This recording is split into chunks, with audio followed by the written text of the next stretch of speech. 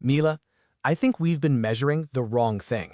All bite? What's the right thing? Not just flops or benchmarks, square feet, megawatts, the sheer physical infrastructure. You're talking about the material cost of intelligence. Exactly. Which is why a little later in the show, we're going to be talking about a $3.6 billion investment in rural Louisiana. A definite curiosity gap. I'm Milo, I'm Mila. and this is AI Daily. We start today in Brussels, where the world's most comprehensive AI regulation just hit a significant delay.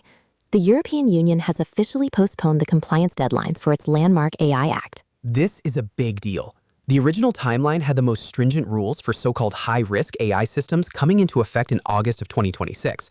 Now, those obligations are being pushed back by more than a year. Let's define high risk. We're not talking about chatbots giving bad recipes. The EU classifies systems used in areas like critical infrastructure, recruitment, credit scoring, and law enforcement as high risk. And the obligations for developers of those systems are substantial.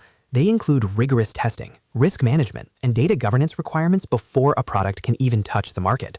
Under the new timeline, standalone high-risk systems now have until December 2027 to comply. AI embedded in regulated products, like medical devices or cars, gets an even longer extension to August 2028. The official reason is to give companies and the standards bodies that support them more time to prepare. The EU says this ensures the rules are clear and the right support tools are in place for implementation. But I read the subtext differently. This is an enormous compliance burden. Pushing back the deadline signals just how technically challenging and expensive it is to meet these standards. This isn't a policy failure. It's an acknowledgement of engineering reality. I think that's one interpretation. Another is that it's a competitive concession. Europe is trying to balance being the world's AI referee with fostering its own AI champions. A delay gives European companies more breathing room to build without the immediate overhead of full compliance. So the core tension remains. Is this about getting the safety right, or is it about not falling behind? The open question is whether you can do both at the same time. For now, the compliance clock has been reset. Meanwhile, OpenAI is accelerating its international expansion, specifically in the realm of national security. The company announced it's expanding its Daybreak cybersecurity initiative to South Korea's public and private sectors. This makes Korea one of just 4 countries in the Government Trusted Access for Cyber program, alongside the US, Canada, and Japan. Participants get access to OpenAI's latest high-performance models to help with national cybersecurity efforts. The stated goal is to use these models to build defensive tools, find and patch vulnerabilities faster, and generally stay ahead of malicious actors who are also using AI. Jason Kwon, OpenAI's chief strategy officer, said he expects Korean government agencies to produce results fairly quickly. This is a fascinating strategic move because it contrasts so sharply with their main competitor, Anthropic. Anthropic has been famously cautious, reportedly withholding access to its most powerful cyber analysis models from even allied nations.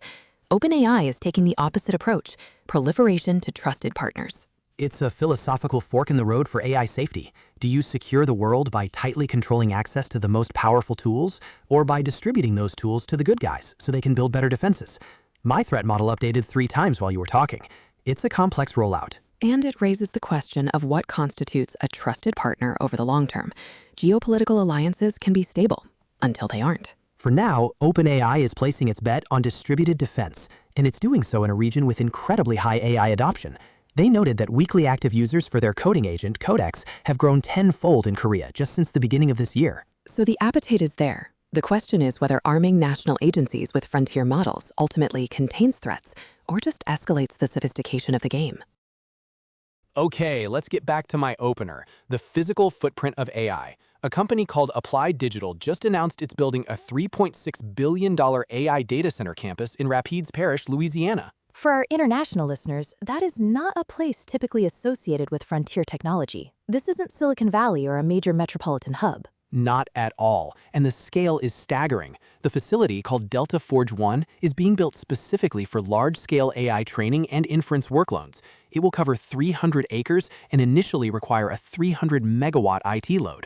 That's an immense amount of power. And it comes with an immense price tag. The governor's office noted that this single investment is $1 billion more than all other private investment in that entire region of the state over the last 10 years combined. It's expected to create about 200 full-time on-site jobs with an average salary around $90,000, plus over 1,000 construction jobs. This is a story about the geopolitics of energy and land as much as it is about AI. You can't build a facility like this in downtown San Francisco. You need space, and you need access to massive energy infrastructure. It's the part of the AI supply chain that's often invisible. We talk about models and data sets, but not the literal steel, concrete, and power lines required to make them run. Why Louisiana? Access to energy is the most likely answer. As the AI arms race continues, the limiting factor isn't just chip supply anymore. It's about securing the power and real estate to run tens of thousands of those chips 24/7. So the most surprising thing isn't that a facility like this is being built, but where it's being built. It suggests a future where the economic benefits and the environmental burdens of the AI boom are distributed far beyond the industry's traditional centers of power. Also in AI today, a few quick headlines. Sam Altman told an audience in Sydney that he was wrong about the immediate impact of AI on jobs, saying he doesn't think we're going to have the jobs apocalypse some have predicted. A data point for the optimists. And a story from the consulting world. McKinsey is reportedly restructuring how its partners are paid, shifting away from the billable hour and toward outcome-based fees, largely because AI is compressing the work. The market is pricing in the efficiency gains. And finally, a new research paper gaining traction is called Mobile Gym.